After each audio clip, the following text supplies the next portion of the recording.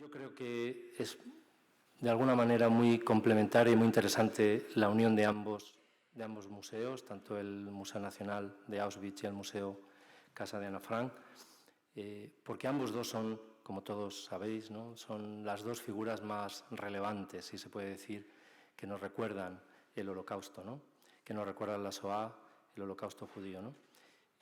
Una es Auschwitz, que es el lugar donde tuvo lugar la mayor infamia, ¿no?, el mayor cementerio, digamos, del mundo moderno, y es allí donde, de alguna manera, pues sucedió la mayor parte del Holocausto. Es la figura que nos ha quedado, que nos evoca ese Holocausto.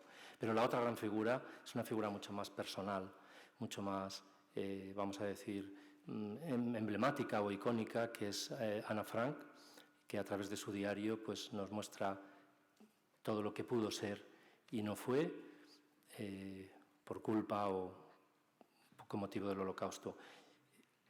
Siempre me gusta también, de las veces que he tenido la ocasión de presentar algún tipo de evento cultural relacionado con nuestra exposición, recordar que la exposición ya hemos superado los 450.000 visitantes, que estamos cerca del 500.000 de visitas. Es un número espectacular, que agradecemos muchísimo a todos vosotros que nos estáis apoyando el que se difunda esta imagen y que estemos superando ya los 60.000 visitantes escolares que, como sabéis, pueden acceder gratuitamente a la exposición.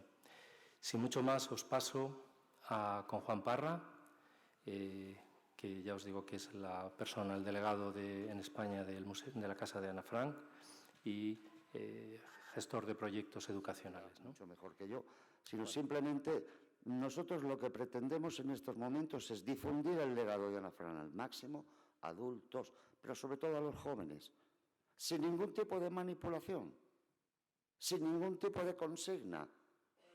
Simplemente presentar una historia. A los chavales les impacta mucho. Una historia, un rostro.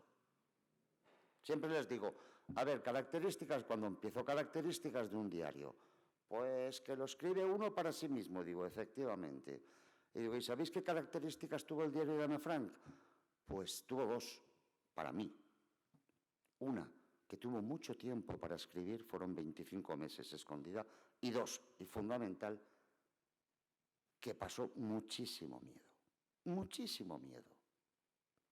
Cuando a uno se enfrenta a la muerte, se enfrenta al miedo a la muerte, se enfrenta ante la verdad, ante tu propia verdad. Por eso el diario toca cualquier fibra, es impresionante. Luego les digo a los chavales, a ver, ¿qué años tenéis? 15. Digo, a esa edad asesinaron a Ana Frank por el hecho de ser judía. ¿Qué es un judío? En fin, y pretendo es crearles muchísimos interrogantes para que ellos busquen la respuesta, con ayuda de padres, profesores, con los amigos, crear interrogantes. ¿Por qué subió Adolfo Hitler al poder? Democráticamente. ¿Qué significan los nacionalismos exacerbados? En España lo sabemos bastante bien y en Europa también. ¿Y qué significan tantas y tantas cosas? Nada más, que ellos se lo trabajen y que ellos se imbuyan dentro de lo que fue la historia de Ana Frank y del legado que ahora mi colega Teresien, una fantástica oradora, les va a hablar y va a entrar en lo que fue la historia y la vida de Ana Frank. Gracias. Well, my name is Teresien da Silva, and I'm head of the collections with the Ana Frank House. I work already for more than 33, 34 years there, so it's a long time, and it is a very interesting institute to work for, because Anne Frank is a symbol of the Holocaust, and lots of important work we do for this organization. We try to manage the secret annex, the place where Anne Frank wrote her diary. We try to share Anne's life story with as many people as possible. We try to prevent and fight anti-Semitism. And we make people aware of the danger of racism and discrimination. And we try to encourage them to make an active contribution to the promotion and maintenance of an open, pluriform, and democratic society. And that's very important. Well, I don't know if one of you have ever visited the Anna Frank house. Has anyone visited the Anna Frank house? Okay, a few. And who has read the diary of Anne Frank? Also a few? Oh, no, a lot. That's good to hear. So you know already quite a lot of her history. Well, our museum is a museum with a story. And I'm trying to tell you a little bit of the story, and I will start in 1925. I will get up a little bit. Let me see if it works. I will start in 1925.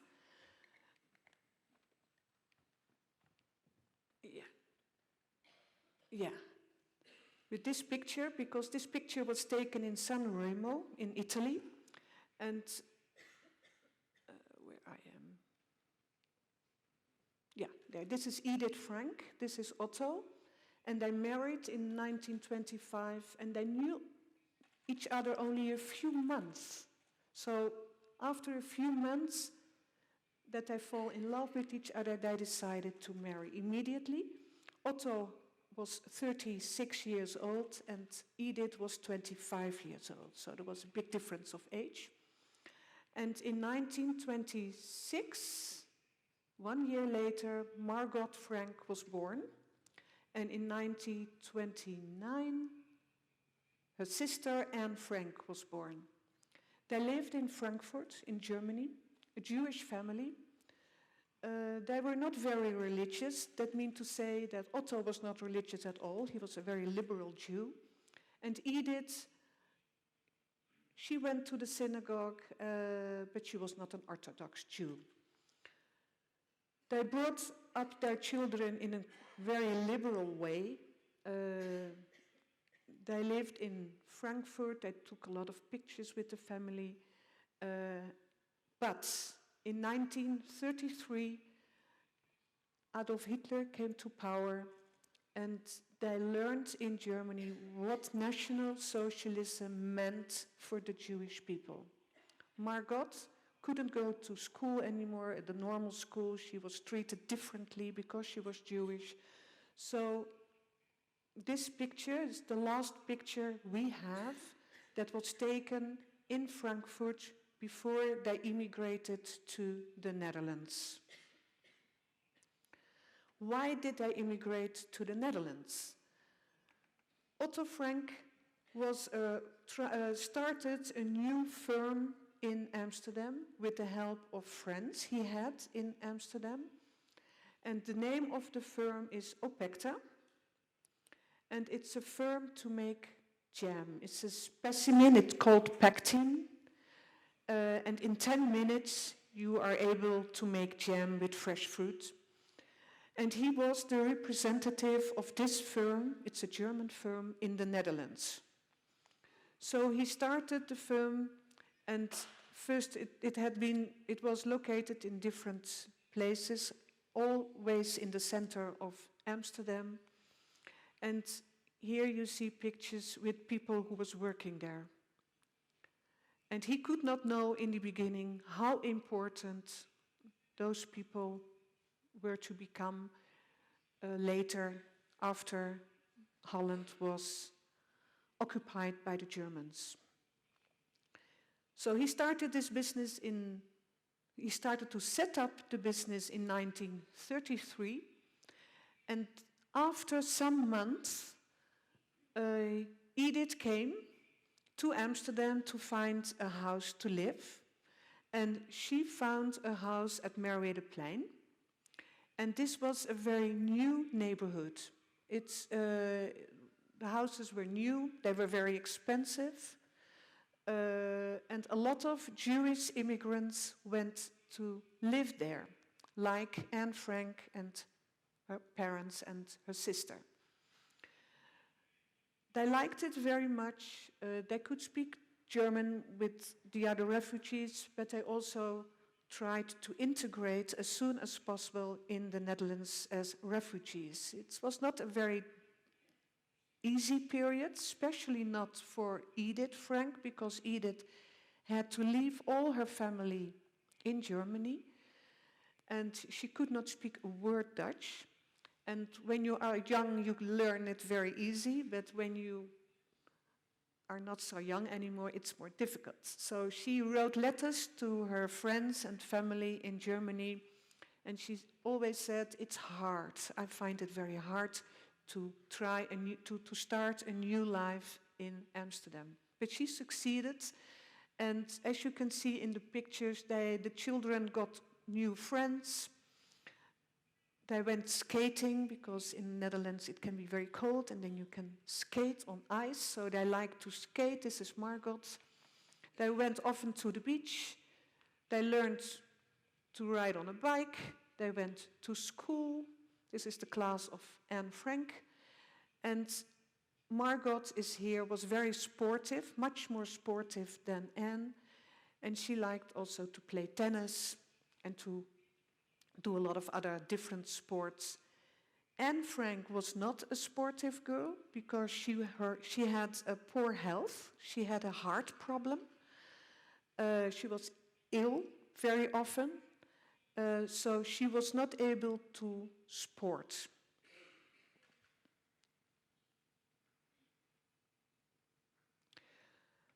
I'll go back to sit down again and tell you something more about what happened with the Frank family.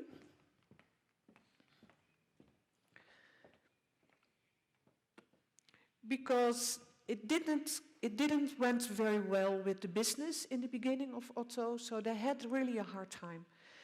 And he wrote to a friend in 1936, an American friend, and he told him, Europe is exploding, and we are afraid what's going to happen with the Jewish people in Europe.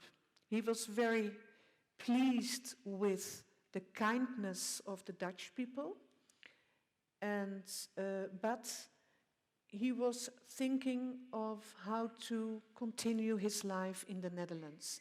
And because his business was not doing very well, he tried to start a new business in England.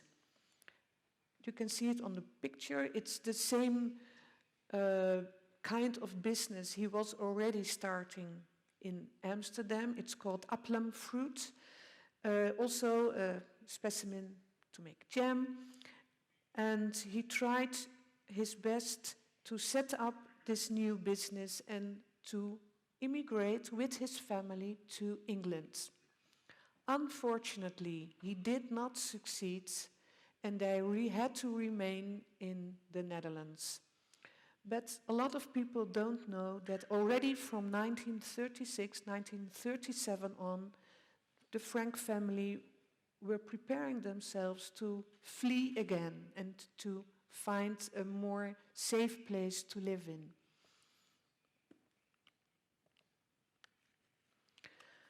They remained in the Netherlands, and years go by, and things changed very much in Europe, especially in Germany. And after November 1938, maybe you know it, it's the Kristallnacht. It's a very bad day for Jewish people in Germany, because a lot of synagogues were burned and a lot of shops of Jewish people were attacked. A lot of people were killed. So a lot of German Jews really understood we have to leave Germany. And a lot of them went to Holland. Also, the brothers of Edith came to Holland. They stayed here just for a few months because they wanted to go to the United States. And also from 1939 on, the mother of Edith came to Amsterdam and lived with the Frank family at the Merwedeplein. It's not a very big house, so they lived with 5 people. And not only 5, because the business of Otto was getting better, but the money they earned was not enough for the 5 people.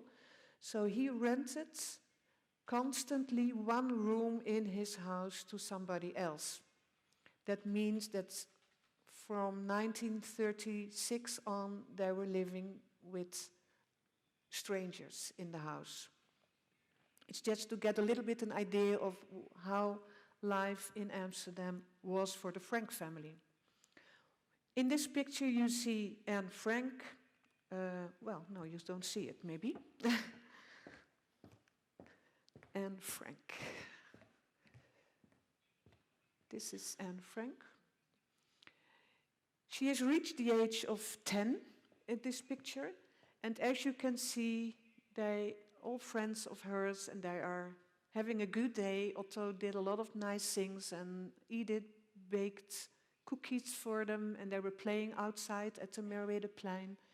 So they were happy. They did not know yet what was going to happen with them. But on May 15, 1940, the German troops arrived in the Netherlands, and there was a war that was going on for 4 or 5 days, but then the Netherlands had to capitulate, and that means that the Netherlands was occupied by the Germans. And I'm asking now Juan to read a quote from the diary. Los judíos deben llevar la estrella de David. Los judíos deben entregar sus bicicletas. A los judíos no les está permitido viajar en tranvía. Los judíos no pueden conducir coches. Los judíos solo pueden realizar sus compras entre las 3 y las 5 de la tarde, únicamente en las tiendas judías, identificadas como local judío. 20 de junio de 1942. Thank you. The next picture. Well, the Frank family, after the occupation of the Netherlands, was very occupied. Occupied because they knew, as German Jews, what nationalism, National Socialism meant for the Jewish people. And in the Netherlands, as we can read in the diary of Anne Frank, the anti-Jewish measures were taken, and Jews were not leading a free life anymore. So what did Otto do? He had friends in the United States. In the meantime, the brothers of Edith already immigrated to the United States, and he wanted to try to flee to the United States, which was not easy. He wrote a lot of letters, and he asked his friends and his family to make affidavits for him and to lend money, to buy tickets, to buy exit permits, etc., etc. And in this, I have to get up again, I'm sorry. In this document, which is from the Jewish Council in Amsterdam, and it's from the American Refugee Service in New York. And here you can read that this letter from the National Refugee Service is about the request to get exit permits to Spain. And here you see the names of Otto Frank, his wife Edith, his daughter Margot, his daughter Annelies, and his mother-in-law, the mother of Edith. So they are trying desperately in the whole 1941 to go to the United States. And Juan, can you read again the other quote? Zeker. Algún día esta horrible guerra habrá terminado. Algún día volveremos a ser personas y no solamente judíos. Martes 11 de abril de 1944. She wrote that, of course, much later, but it's very important that she was aware of the fact that Jewish people were not treated equally, and she longed for being treated as a normal person like anybody else. Unfortunately, they did not succeed to immigrate to the United States. And then from that point on, they had to find an alternative. And one of the people who worked at the office of Otto Frank, he suggested him that he prepared a hiding place. So they discussed where to hide and who was going to help them. And they started in the beginning of 1942 to prepare a hiding place in the annex of the office, as we know it by now, the secret annex. But they prepared it, but they didn't know when the time will come to go there. And on 12th of June, so a few months later, 12th of June 1942, still celebrated her 13th birthday at home at the Merwedeplein, and she invited all her classmates. More than 30 children went to have a party at her house. And she got a present, her diary, and the next day she wrote immediately the next sentence in her diary. Espero poder confiártelo todo, como aún no lo he podido hacer con nadie, y espero que seas para mí un gran apoyo.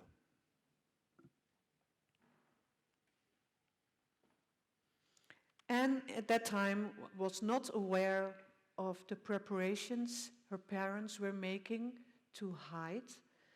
So on her birthday, she really had no idea what was going on or what was going to happen.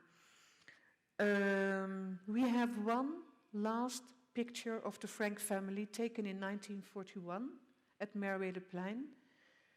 And that's the last image we have of how the Frank family looked like before going into hiding. Can you read it? Solo cuando ya estuvimos en la calle, papá y mamá empezaron a contarme poquito a poco el plan del escondite. Llevaban meses sacando de la casa la mayor cantidad posible de muebles y enseres, y habían decidido que entraríamos en la clandestinidad voluntariamente el 16 de julio. Por causa de la citación, el asunto se había adelantado 10 días. Jueves 9 de julio de 1942.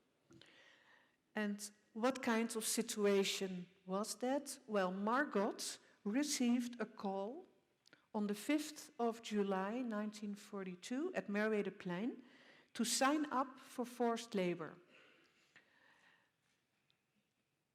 They didn't want to let Margot go to forced labor because they knew that was going to be that they were going to send Margot to a very ugly place. So they decided on the 5th of July 1942, it was a Sunday, to leave the next morning very, very early at 6 o'clock and go directly to the annex to hide there.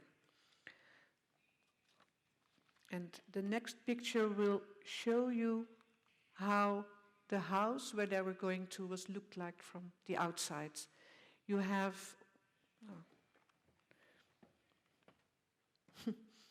I can't use it another way like this. This is the front house. It's a house near the canals in Amsterdam, in the center. The people who have been there, they recognize it, of course. And this is the back part. And if you visit the museum, it's not very easy to see the backyard, but you have a front house and you have an annex, a back house. And the hiding place was here. This was Edith's room and Otto's room. In the beginning, this was the room of Anne and Margot. And this was the room of the other family, the Van Pels family, father, mother, and son, Peter. And this was also the kitchen and the place where they were staying together, eating or playing cards or whatever. And this is the attic. So this whole part is the annex. And a few months, well, let me see. What's the next picture? Okay. 1 week later, so the Frank family went into hiding on the 6th of July, I'm sorry. And 1 week later, the Van Pels family came.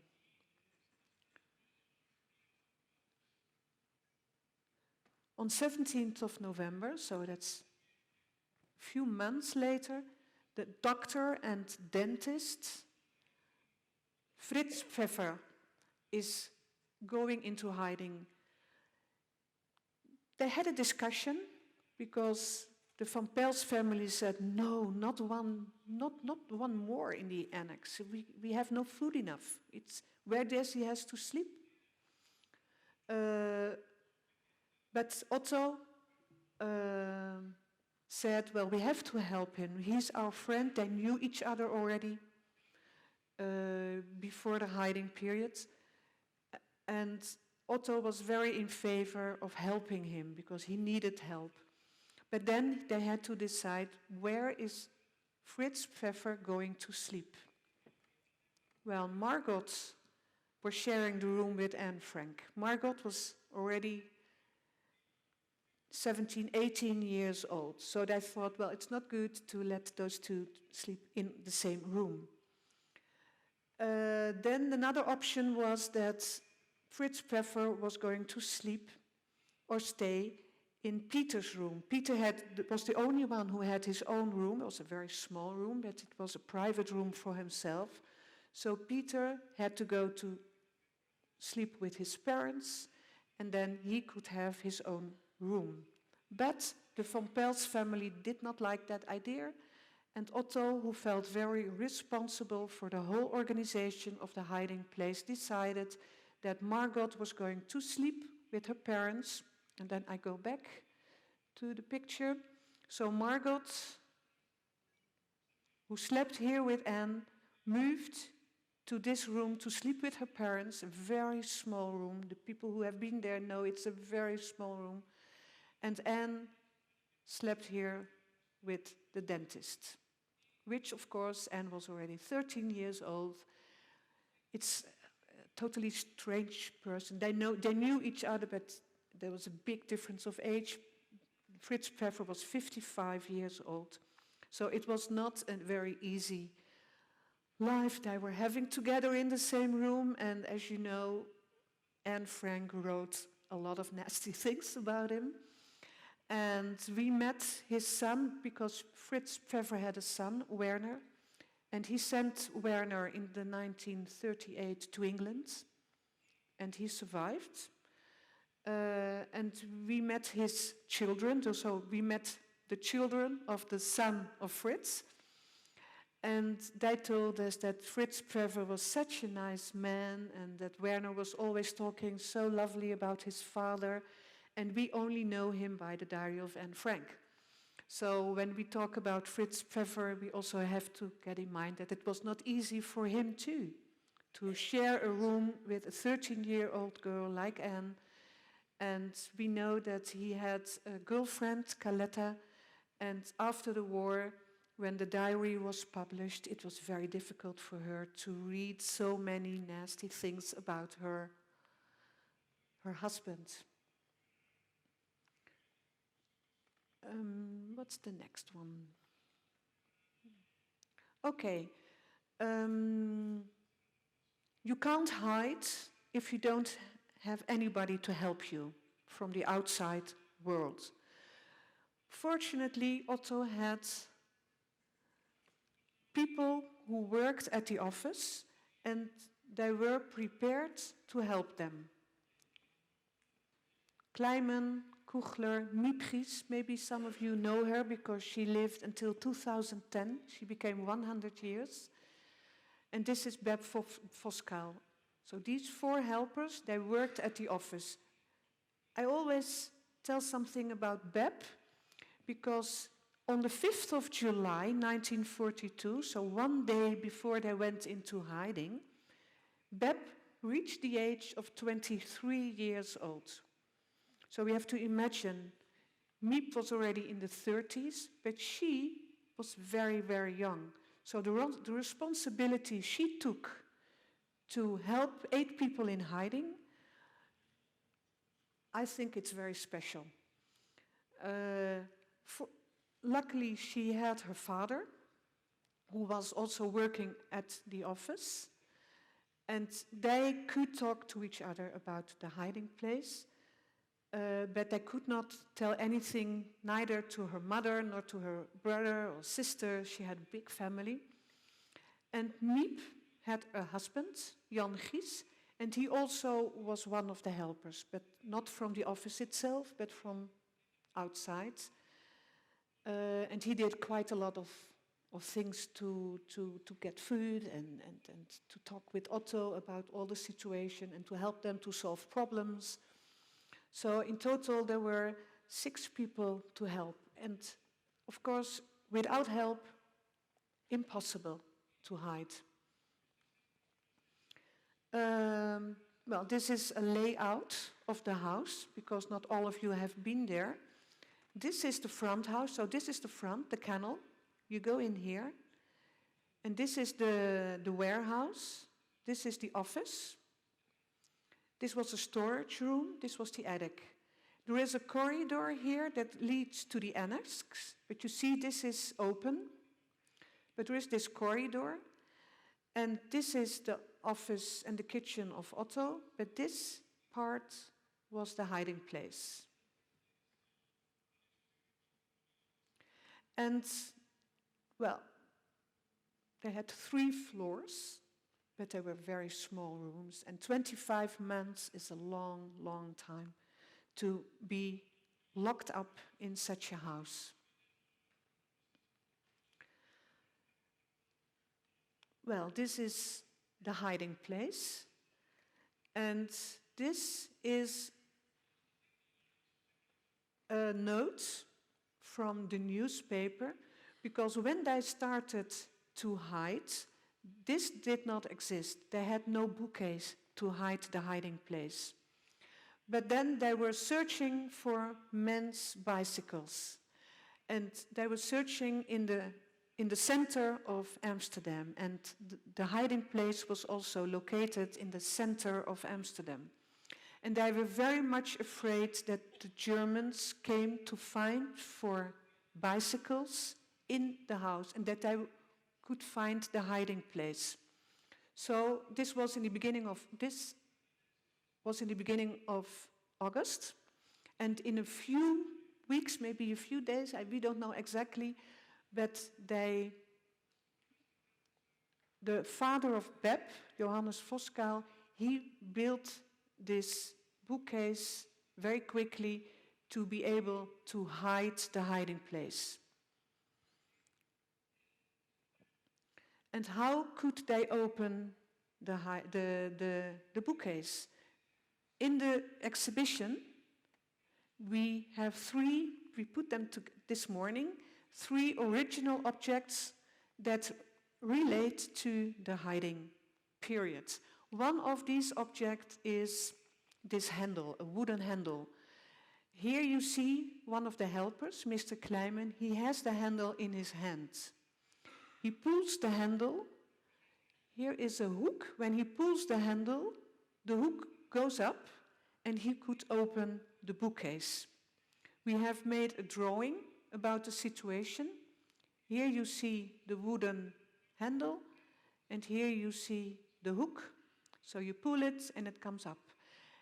And when you are inside the hiding place, you just need to push the hook, and then you can push the bookcase to open it.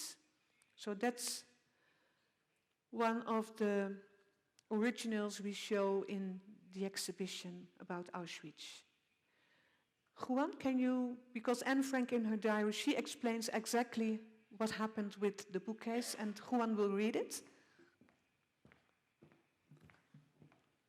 Nuestro escondite solo ahora se ha convertido en un verdadero escondite. Al señor Kugler le pareció que era mejor que delante de la puerta que da acceso a la casa de atrás colocáramos una estantería, ya que los alemanes están registrando muchas casas en busca de bicicletas escondidas. Pero se trata naturalmente de una estantería giratoria que se abre como una puerta.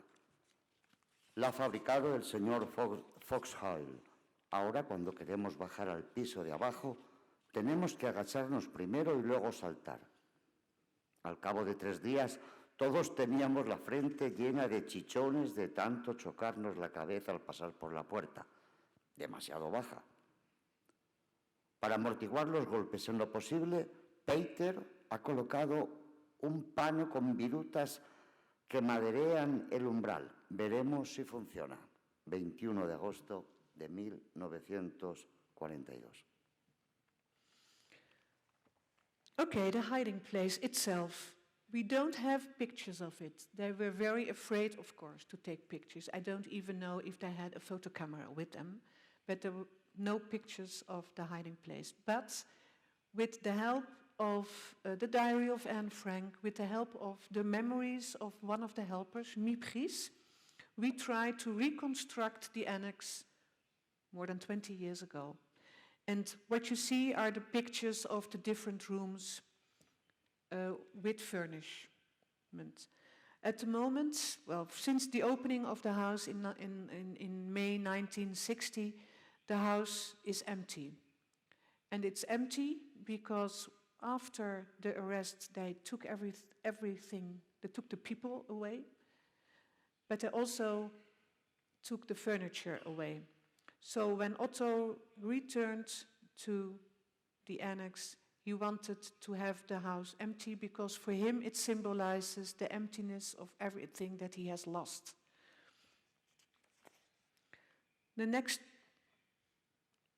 image shows the room of Anne Frank because she pasted a lot of nice images on the wall to clear up a little bit her stay in the annex, and she writes about it.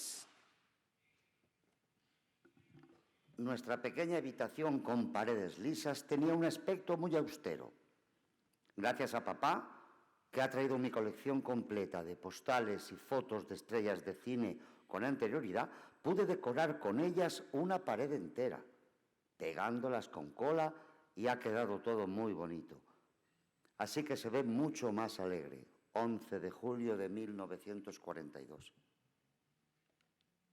And the images on the Anne's wall, you can still see them in the annex, the original ones, and also the original wallpaper. She shared the room with Fritz Pfeffer, I told you this, and Fritz Pfeffer was studying Spanish because he wanted to immigrate to South America, to Chile, to start a horse breeding farm there. And one of his Spanish books were saved. And we have put also this book, original book, in the exhibition this morning. And Anne Frank writes about it.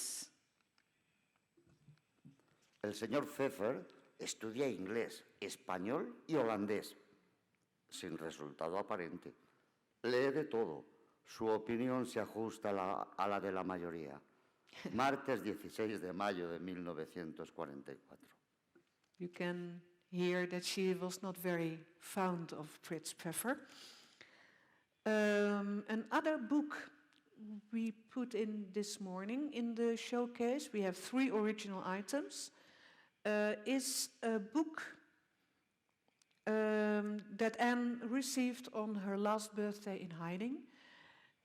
But what you see here are different books. They were all saved, and we still have them. And they're all books that Anne Frank read, or school books she got from the helpers. And she writes also about it, yeah? Taquigrafía francesa, inglesa, alemana y holandesa, geometría, álgebra, historia, geografía, historia del arte, mitología, biología, historia bíblica, literatura holandesa. Le encanta leer biografías áridas o entretenidas, libros de historia, a veces novelas y libros de esparcimiento. 16 de mayo de 1944. And she explains here what things she liked to do during the hiding periods. This is the book you can see in the exhibition, and it's a birthday present from her parents. She received it on her 15th birthday on the 12th of June 1944 in the annex. And you can see above, it's written her name, Anne Frank. It's written the date of her birthday, and it says Achterhuis. And Achterhuis is secret annex. And she describes this present and all the other presents she received also in her diary. Okay. Ha sido otra vez mi cumpleaños. De modo que ahora ya tengo 15 años. Me han regalado un montón de cosas. Papá y mamá, los 5 tomos de la historia del arte Springer. Un juego de ropa interior, 2 cinturones, un pañuelo, 2 yogures, un tarro de mermelada, 2 pasteles de miel, de los pequeños, y un libro de botánica. Margot, un brazalete sobredoradorable, yo no sé lo que pone aquí, sobredorador. Van Pils, un libro de la colección Patria. Pfeffer, un tarro de malta, biomalta, y un ramillete de almorta. Nip, caramelos y unos cuadernos. Y Küchler, lo más hermoso, el libro María Teresa y 3 lonchas de queso con toda su crema. Peter me regaló un bonito ramo de peonias. Martes 13 de junio de 1944.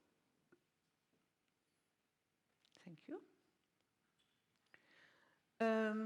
Well, we all know that Anne wrote a diary during the hiding period. But she not only wrote a diary, she also wrote short stories.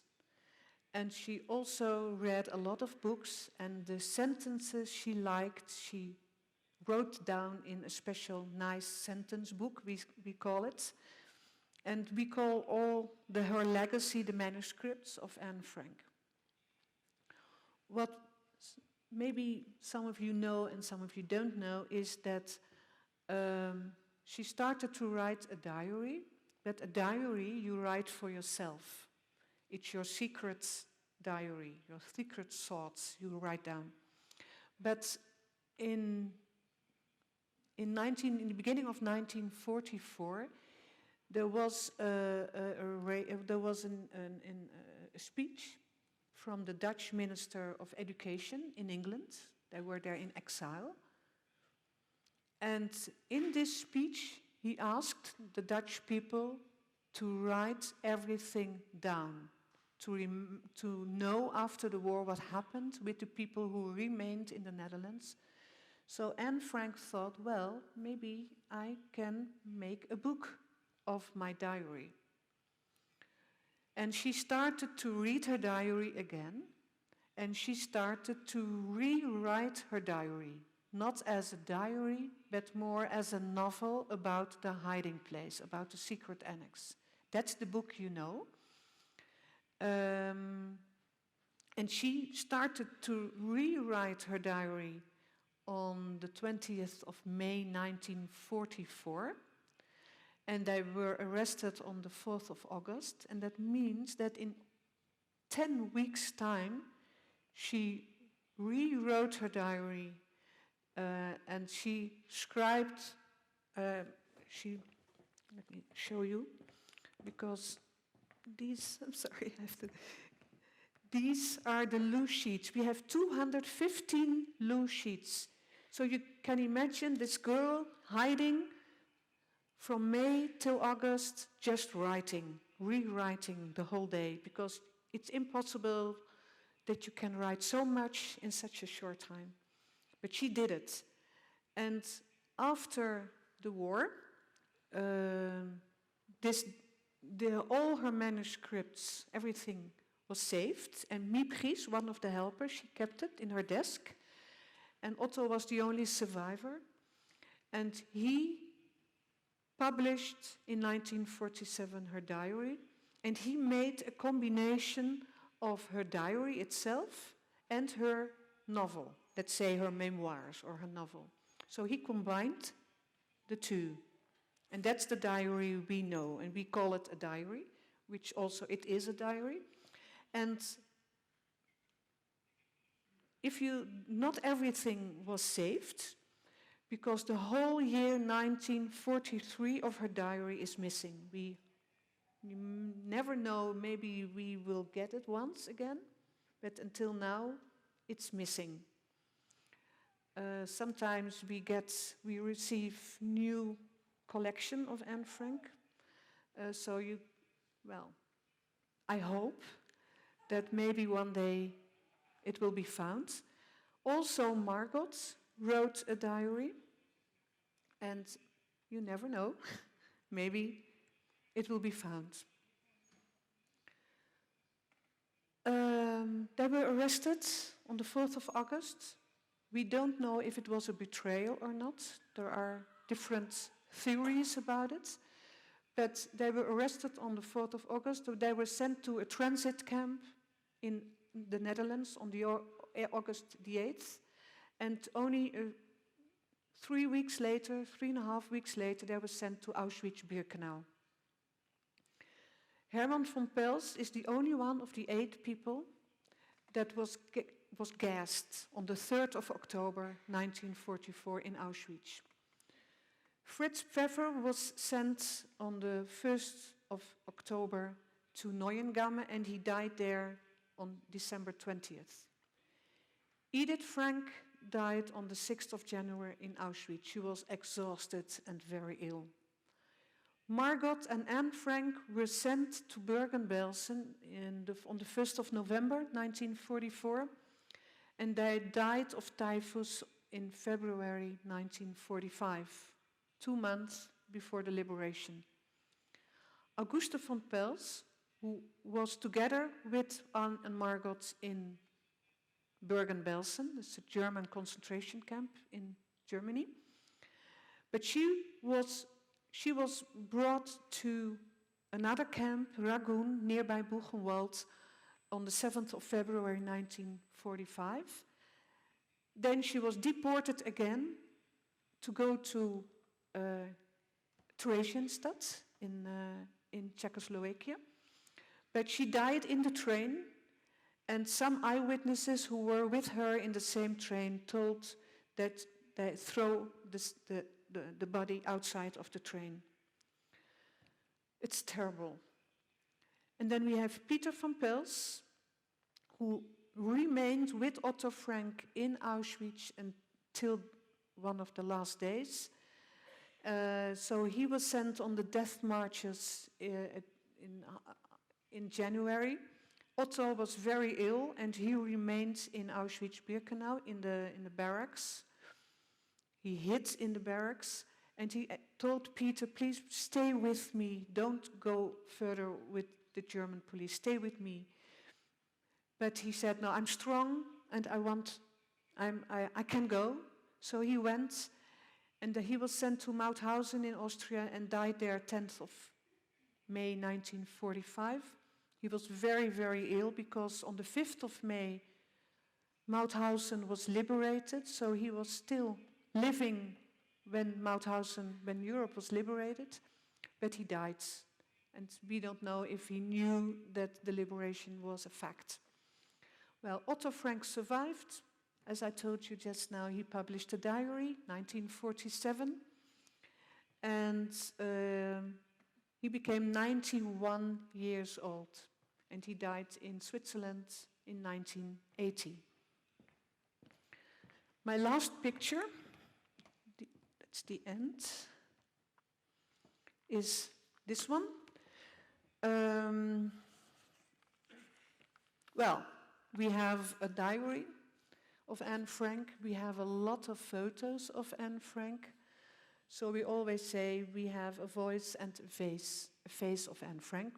And she became a symbol of the Holocaust. And to better understand what happened with Anne Frank after the arrest, and what happened with all the other 6 million Jews from Europe, we need to know more about Auschwitz, what happened in the extermination camps. And the exhibition, a very important exhibition that you have here in Madrid not long ago, not far away, tells you everything about Auschwitz, from the beginning until the end. And it's important to see it, to learn from it, to remember it, to reflect on it. And maybe you can ask yourself, what does this history about the Holocaust mean to us today? What does it mean to me? And I want to end this lecture with a quote from Anne Frank. Quiero seguir viviendo aún después de muerta. Miércoles 5 de abril de 1944. Sé lo que quiero. Tengo una meta, una opinión formada, una religión y un amor. No seré insignificante. Trabajaré en el mundo y para la gente. Martes 11 de abril de 1944. Thank you.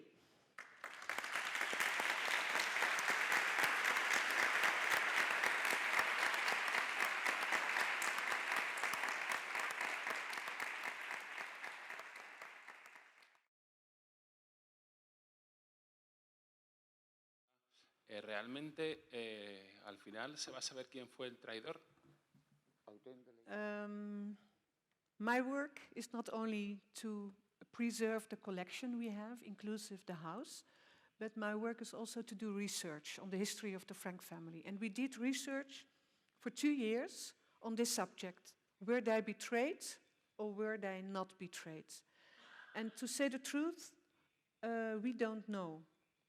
Because the situation on the 4th of August 1944 was a little bit peculiar. Because the German police came in the house around 10:30. They went to the director and they asked him to go with them through the whole building. And they wanted to see all the archives, everything. We know from the diary of Anne Frank that a few weeks or a few months before the 4th of August, 2 people who worked for the company were arrested. They were arrested because they were having a lot of illegal food coupons. You couldn't buy food in the shops without a food coupon. So food coupons were very important, and for people in hiding, it's a way of getting food, because without a food coupon, no food. And they were arrested because they were trading with these illegal food coupons. Anne Frank writes about it in her diary a lot, almost every minute, every day, what's going to happen with them. They were afraid what was going to happen with the interrogation of these 2 men by the German police. It's a long story, but I will try to do it shortly. So we think, but it's a theory, we can't prove it, but we think that because the company had the attention of the German police because of these 2 men who were arrested, because they both were working at the office, we think that they came into the office to search for more material. And that's maybe why they went through the whole building. Strange enough, one of the helpers could leave the building at 10:30. Miep's husband came every day to lunch. He came in at 12, so it's 1.5 hours later. He came in the house, not knowing what was going on. There was no car outside. There were no policemen outside, nothing. So, like every day, he went upstairs. And Miep told him, go away, immediately. So he went. And then it was already 12:30. And then, at that moment, there was a car in front of the house. And we know we know from one of the helpers who was going with the policeman through the house that at the moment they came in front of the bookcase and they said, "What's behind that bookcase? What's that there?" So he said, "I had to open it." And they had guns on me, so I had to open it. And that's how they found them. So maybe they were betrayed, but maybe it was not a betrayal and it was a coincidence that they found the 8 people in hiding. Because there are some peculiar situations which we can't explain. Because normally when you betray, when Jewish people were betrayed, they went directly to the people in hiding, took them out, had prepared everything, and 5 minutes, they were all gone. And this took 2.5 hours, the whole situation. So it's a little bit strange, but we can't prove it. There is not a document to prove this theory. It's an interesting theory. Are there any other questions? Sí, aquí en primera fila, por favor, que tenemos una persona. Hola. En primer lugar, bueno, yo me llamo Adrián, soy profesor de historia aquí en Madrid y estaría interesado en... ¿Se me oye bien? ¿Perdón? ¿Se me oye bien? Sí. Vale. Estaría interesado en conocer si a lo largo del 2019 en la institución que usted preside pues organizarán algún tipo de seminarios o actividad formativa para profesores, talleres, etc.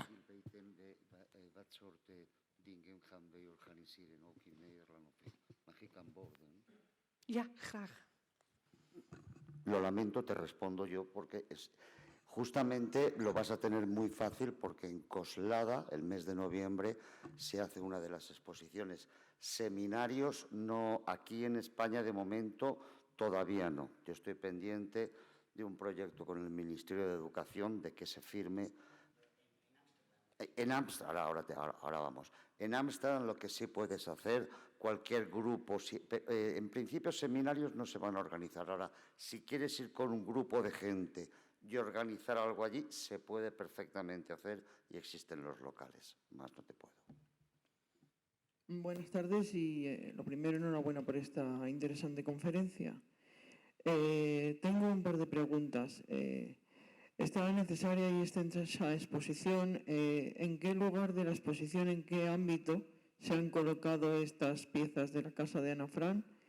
Y la segunda pregunta es si estas piezas solo se van a poder ver en España o se van a poder ver en otras paradas de... It's in the part of the exhibition what's about a hiding place, hiding.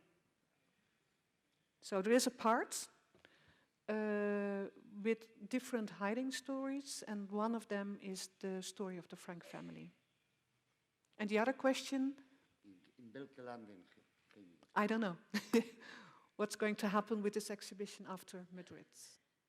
Me gustaría preguntarle qué la llevó a decidirse por estudiar e investigar el legado de Ana Frank y su diario. Well, I studied history.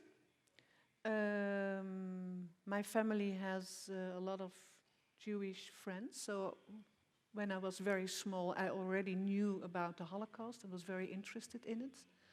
I was living around the corner of the Anne Frank house and was very interested in the story of Anne Frank. So as a student of history, I started to work there, and it's never a dull moment until today, and it's 33 years later.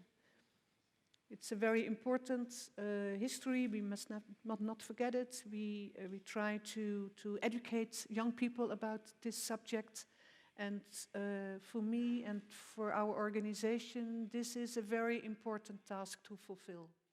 ¿Qué es lo que define que este diario sea único? Porque probablemente haya muchos otros diarios. That's a difficult question because I don't know exactly why the diary of Anne Frank has become so well known in the world, because it has been translated into more than 70 languages. Maybe because it's one of the first diaries that was published, because it was published 2 years after the war. Maybe because Anne Frank was a very innocent girl. She was 13 when she started to write her diary, and she was 15 when she died. So she could not influence anything that was happening to her. So maybe the innocence of this girl is also a reason why so many people like to read this diary. Maybe also because she not only describes what happened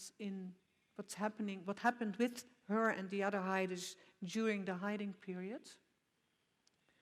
but she also reflects on herself. She's growing up very fast, and she reflects, as we could. Hey, you read a lot of quotes from her diary, and then she was thinking of the world, thinking of her position in the world. And a lot of people who read her diary identify themselves with her life story, with her thoughts. She was also fighting with her mother. A lot of young people do the same thing. So maybe also that's an identification for a lot of people. And I also think that because of Otto, who dedicated the rest of his life to propagate the story of Anne Frank, to distribute the diary in the world, is a very important fact also, because he was the only survivor, and he talked with everybody about what happened with his daughter, what happened with his family. There is a house you can visit since 1960, so there is a physical place to visit and to see exactly how they were hiding and where she wrote her diary. It's also something. And in the United States, we had a play in 1954, 1955. We had a film in 1959, and the play and the film were distributed throughout the whole world until today. So the memory of Anne Frank, with the help of the Anna Frank House and all the other people who dedicate within education and who educate about Anne Frank, who educate about Auschwitz, they keep alive the diary of Anne Frank. And maybe I think everything together is quite exceptional. And we know, and it's important, there are more than 600 or 700 diaries in the Netherlands from all other eyewitnesses, and every diary is as important as the diary of Anne Frank. Quería preguntarle también, porque habla de la importancia del diario, también la importancia de los escritos de los supervivientes, Víctor Klemperer, Primo Levi, Jorge Semprún. ¿Cómo se relaciona esa literatura de los supervivientes con la literatura, que esta es la singularidad del diario de Ana Frank, que es, digamos, antes de incluso el fin de la guerra? Nobody is more important or less important than the story of Anne Frank. Only we all made of Anne Frank a symbol, and that's because her symbol, she has another position. And I think it's important that because so many people want to read the diary, also all the other people, eyewitnesses, are still being remembered.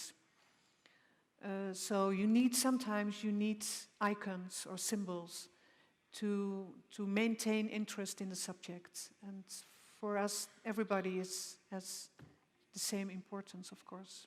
6 million, and 6 million is a lot.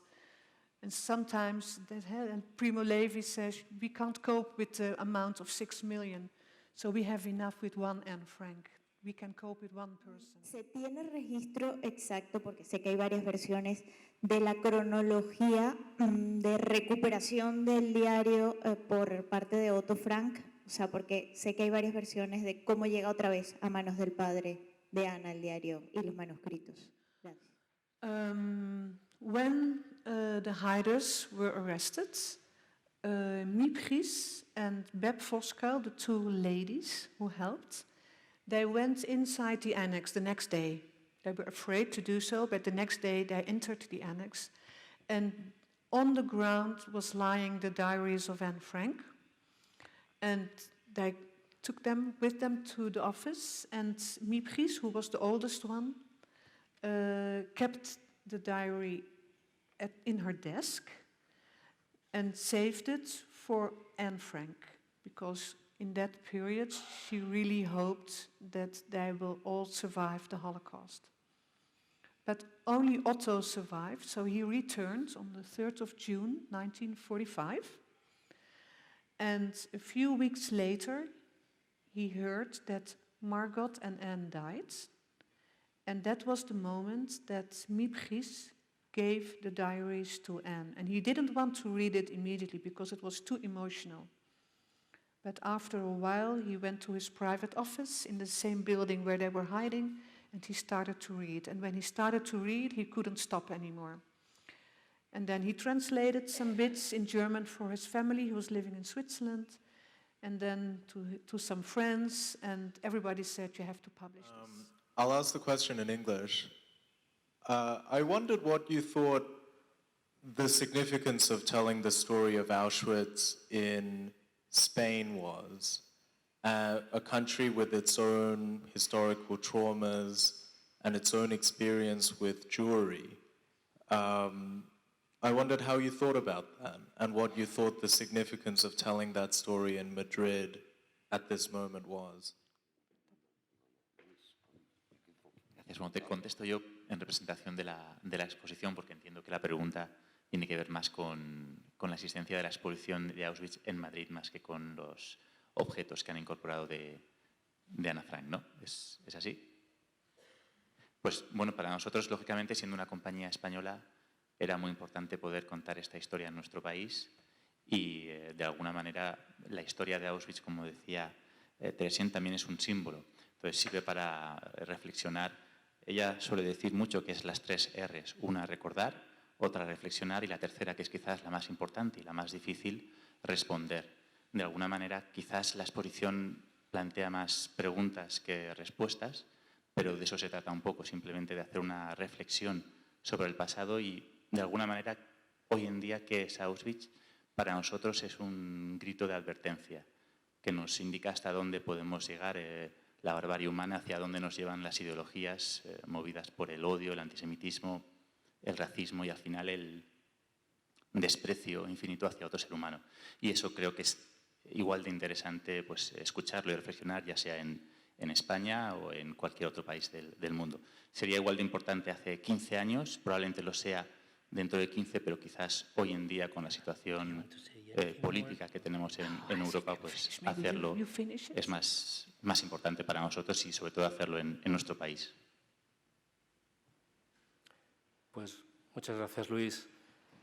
Por supuesto que todo el proceso de elaborar la exposición ha sido muy largo, y el hecho de que esté en España, pues para nosotros, aparte de que Museal es una empresa española, Canal es otra empresa española, y creo que la combinación de una gran exposición preparada fundamentalmente por Museal junto con el Museo de Auschwitz y la colaboración nuestra como sala de exposiciones, yo creo que era para nosotros y para Musealia, pues era clave que en su gira, que será seguro de mucho éxito, el primer lugar sea Madrid, y también que el primer lugar donde después de tantos años salgan las piezas de Ana Frank fuera de Holanda, sea también Madrid, y nuestra sala pues era un motivo de orgullo.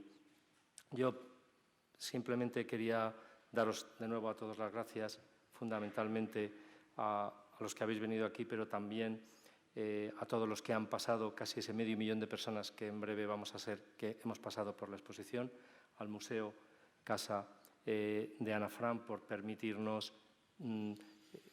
que el icono principal, ¿no?, de Auschwitz, del Holocausto, se pueda ver en Madrid de manera combinada con la exposición, que ya sabéis que llevamos aquí más de un año, aproximadamente un año.